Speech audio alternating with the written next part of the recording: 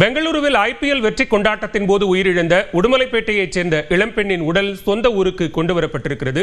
இது தொடர்பான கூடுதல் விவரங்களோடு இணைகிறார் செய்தியாளர் சக்திவேல். சக்திவேல், தற்போது உயிரிழந்த பெண்ணினுடைய உடல் கொண்டு வரப்பட்டிருக்கிறது, விவரங்களை பதிவு செய்யலாம்.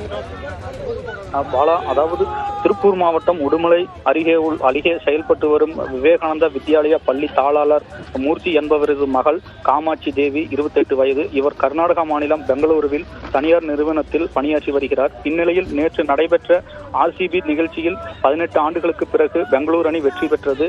இதனை கர்நாடகா மாநிலம் முழுவதும் மக்கள் கொண்டாடி வரும் நிலையில் நேற்று கொண்டாட்டத்தின் போது பெங்களூரு சின்னசாமி மைதானத்துக்குள் பலர் வெற்றியை கொண்டாடி கொண்டிருந்த போது மேடை உடைந்து விழுந்ததில் திருப்பூர் மாவட்டம் உடுமலை பகுதியைச் சேர்ந்த இளம் பெண்ணான காமாட்சி தேவி கூட்ட நெரிசலில் சிக்கி மற்றவர்கள் மிதித்ததில் உடல் நசுங்கி பரிதாபமாக உயிரிழந்துள்ளார். இவரது உடல் பிரேத பரிசோதனை செய்யப்பட்டு பிறகு சொந்த ஊரான உடுமலை அருகே உள்ள மைபாடி பகுதிக்கு கொண்டு வரப்பட்டு அவரது பள்ளியான விவேகானந்தா வித்யாலயா பள்ளியில் காமாட்சி தேவியின் உடல் உறவினர்கள் மற்றும் பொதுமக்கள் முன்னிலையில் வைக்கப்பட்டுள்ளது.